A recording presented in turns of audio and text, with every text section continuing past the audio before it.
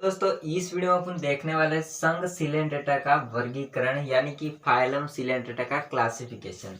तो यहाँ पर समझिए, जो संघ सिलेंडेटा होता है उसमें बहुरूपता के आधार पर इसको 3 क्लास में डिवाइड कर दिया है। तो किसके आधार पर इसको डिवाइड किया है? बहुरूपता के आधार पर।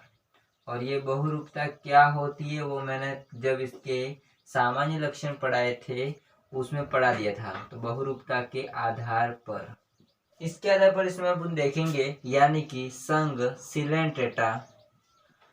सिलेंडेटा को अपन ने 3 क्लास में डिवाइड कर दिया है, जो कि अपन तीनों को एग्जाम्पल के साथ समझेंगे। तो सबसे पहले जो क्लास होती है उसका नाम है हाइड्रोजोआ। क्या हो जाता है? हाइड्रोजोआ। सेकेंड क्लास का नाम हो जाता है साइफोजोआ और थर्ड क्लास का नाम होता है एंथोजोआ। यानी कि इसके 3 वर्ग यानी कि 3 क्लास है। तो देखिए, जिसमें अपन समझते हैं हाइड्रोजोआ जो होता है उसकी अगर अपन बात करते हैं तो इसमें क्या होता है, पोलिप और मेडुसा दोनों रूप पाए जाते हैं। ये बहुरूप में मैंने बता दिया था, पोलिप क्या होता है, मेडुसा क्या होता है ना। पोलिप व मेडुसा दोनों पाए जाते हैं, दोनों इसमें उपस्थित होते हैं। देन अगर अपन समझते हैं किसको, साइफोजोआ, तो साइफोजोआ में क्या होता है, उसमें केवल एक ही होगा जो होगा मेडुसा।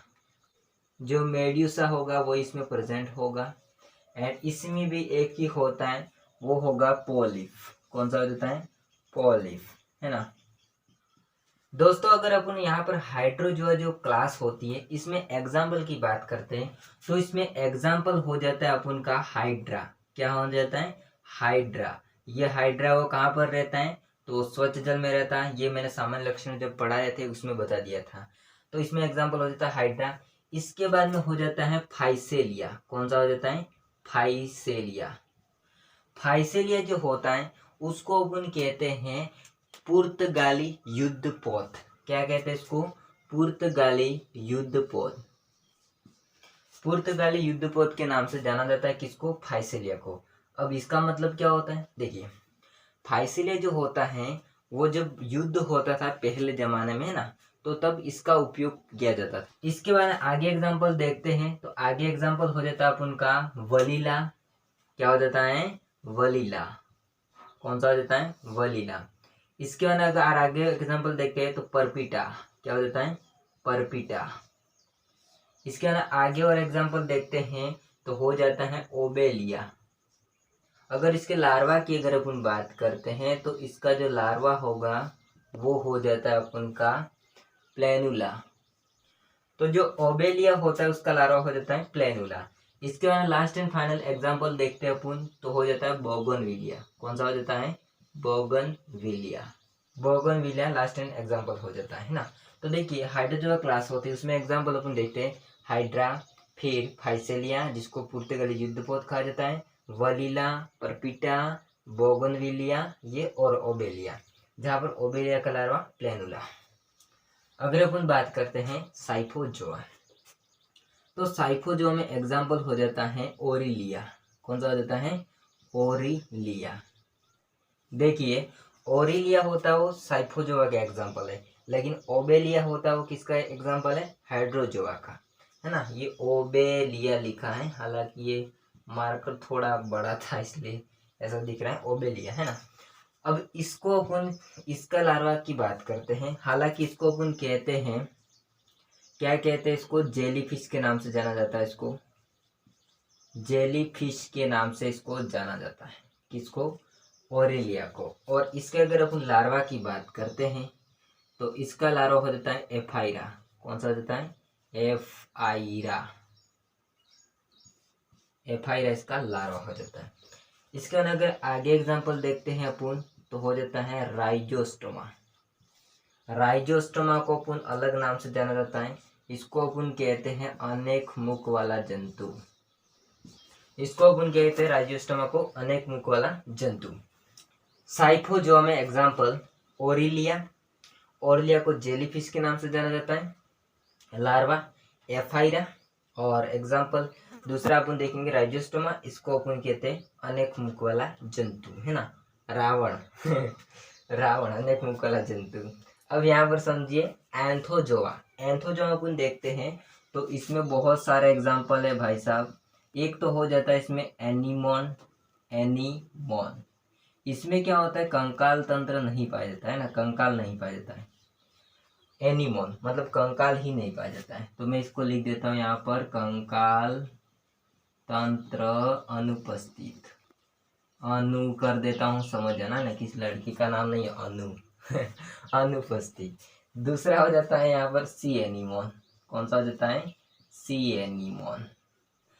अब यहाँ पर समझिए सी एनीमोन जो होता है और एनीमोन ये दोनों अलग अलग है ना, समझना ध्यान से। इसके बाद हो जाता है मेड्रीपोरा। कौन सा हो जाता है, मेड्रीपोरा। इसके बाद होता है मेट्रीडियन। कौन सा हो जाता है, मेट्रीडियन। देखो मेड्रीपोरा और मेट्रीडियन दोनों अलग चीजें हैं। इसके बाद होता है एल्सायोनियम, या फिर इसको अपन कह सकते हैं एल्सायोनिया, एल्सायोनियन, या फिर इसको अपन कह सकते हैं एल्सायोनिया, है ना। और एल्सायोनिया को अपन कहते हैं मरे हुए आदमी की अंगुलियां। इसके बाद इसमें बहुत सारे एग्जाम्पल हैं जो कि मैं ऊपर लिख देता हूँ, यहाँ पर आप समझ जाना। यहाँ पर मैं ऊपर लिख देता हूँ किसके एग्जाम्पल है अपन के, तो एंथोजोआ जो वर्ग होता है उसके एग्जाम्पल है। तो यहाँ पर हो जाता है एक तो पेनेटुला।